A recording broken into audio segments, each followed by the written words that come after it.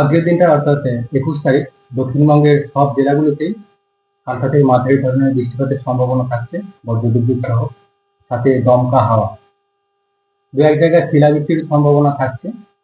প্রভাব বেশি থাকার সম্ভাবনা রয়েছে মেনলি পূর্ব পশ্চিম বর্ধমান, বীরভূম, মুর্শিদাবাদ, নদিয়া, সেই সাথে পুরুলিয়া, বাঁকুড়া, পশ্চিম মেদিনীপুর, হুগলি। এই জেলাগুলোর প্রভাবটা বেশি থাকার সম্ভাবনা রয়েছে। দমকা হাওয়া 50 থেকে 60 কিলোমিটার প্রতি ঘন্টায় কোথাও কোথাও থাকার সম্ভাবনা, দু এক জায়গায় শিলাবৃষ্টির সম্ভাবনা। অন্যান্য জেলাগুলোতে বৃষ্টিপাত থাকবে, বজ্রবিদ্যুৎ সহ, দমকা হাওয়া কোথাও কোথাও 40 থেকে 50 কিলোমিটার প্রতি ঘন্টায় থাকার সম্ভাবনা রয়েছে। প্রধানত মেঘলা আকাশই থাকবে আজকের দিনটা, ফলে দিনের তাপমাত্রাটাও বেশ খানিকটা কম থাকবে মেঘলা থাকার কারণে। কাল থেকে অনেকটা কমে যাবে, তবে আগামীকাল অর্থাৎ 22 তারিখও দু এক জায়গায় স্থানীয়ভাবে হালকা ধরনের বৃষ্টিপাতের সম্ভাবনা থাকবে। তবে যেটা চলছে এটা প্রভাবটা অনেকটাই কমে যাবে। মেনলি উপকূলের কাছাকাছি জেলাগুলো যেমন ঝাড়গ্রাম, পূর্ব পশ্চিম মেদিনীপুর, উত্তর দক্ষিণ 24 পরগনা, এই জেলাগুলো দু এক জায়গায় বজ্রবিদ্যুতের সম্ভাবনা থাকবে। অন্যান্য জেলাগুলো স্থানীয়ভাবে হালকা ধরনের বৃষ্টিপাতের সম্ভাবনা থাকবে আগামীকাল অর্থাৎ 22 তারিখ। পরবর্তী 3-4 দিন অর্থাৎ প্রায় 26 তারিখ পর্যন্ত বেশিরভাগ জায়গাতেই আংশিক মেঘলা আকাশ থাকবে এবং শুষ্ক ওয়েদার থাকবে। পশ্চিমের জেলাগুলো দু এক জায়গায় স্থানীয়ভাবে বৃষ্টিপাতের সম্ভাবনা থাকবে। এছাড়া বেশিরভাগ জায়গাতে শুষ্ক ওয়েদার বজায় থাকবে। 27 তারিখে আবার কিছুটা বাড়বে, বিক্ষিপ্ত বৃষ্টিপাতের সম্ভাবনা থাকবে দক্ষিণবঙ্গের জেলাগুলিতে 27 তারিখে আবার।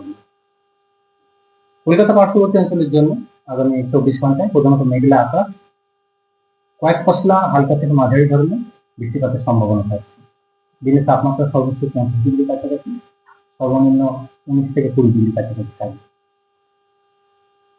উত্তরবঙ্গের ক্ষেত্রে আজকের দিনটা অর্থাৎ 21 তারিখ প্রভাবটা বেশি থাকার সম্ভাবনা রয়েছে। উত্তরবঙ্গের সব জেলাগুলিতেই প্রভাব থাকবে।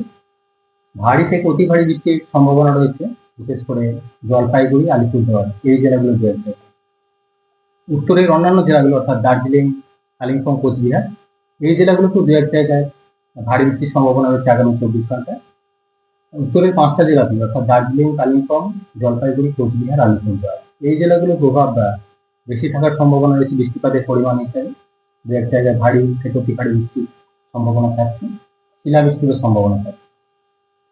উত্তরবঙ্গের অন্যান্য জেলাগুলো যেমন মালদা, উত্তর দক্ষিণ দিনাজপুর এই জেলাগুলোতেও বজ্রবিদ্যুৎ সহ দমকা হাওয়া কোথাও কোথাও 50 থেকে 60 কিলোমিটার প্রতি ঘন্টায় থাকার সম্ভাবনা রয়েছে। অর্থাৎ প্রভাবটা আগামী 24 ঘন্টায় উত্তরবঙ্গের সব জেলাগুলোতেই থাকবে মোটামুটি।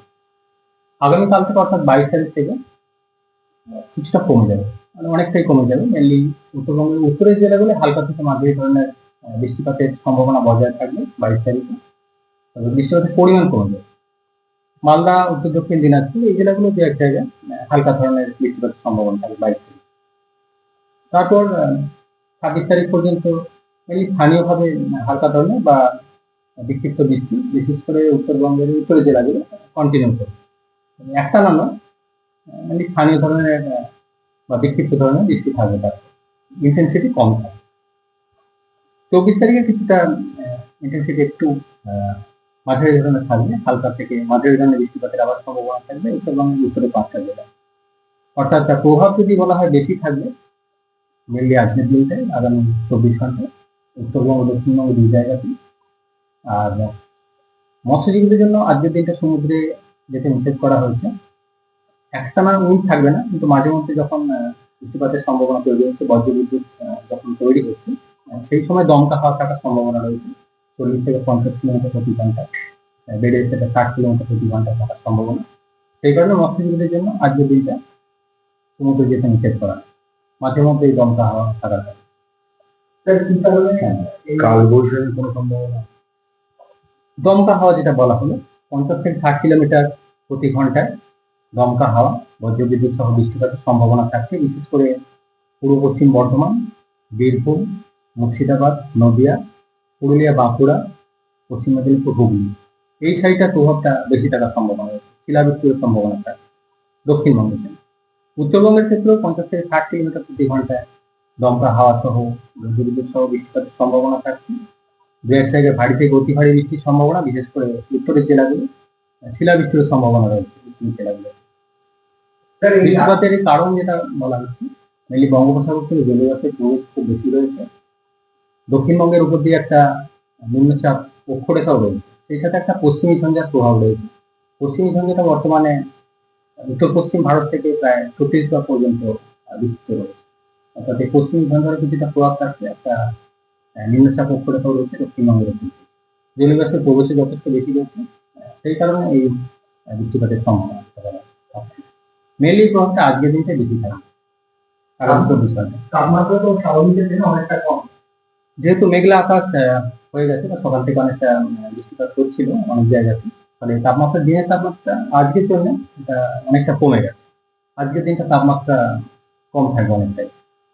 আবার কাল থেকে এটা আবার এখন বেড়ে যাবে, মোটামুটি আবার যেটা ধীরে ধীরে বেড়ে স্বাভাবিকের কাছাকাছি যাবে। আজকের দিনটা তাপমাত্রাটা মেঘলা থাকার কারণে অনেকটা কম থাকবে। কলকাতা পার্শ্ববর্তী অঞ্চলের জন্য প্রায় 25 ডিগ্রি কাছাকাছি সর্বোচ্চ তাপমাত্রা থাকার সম্ভাবনা।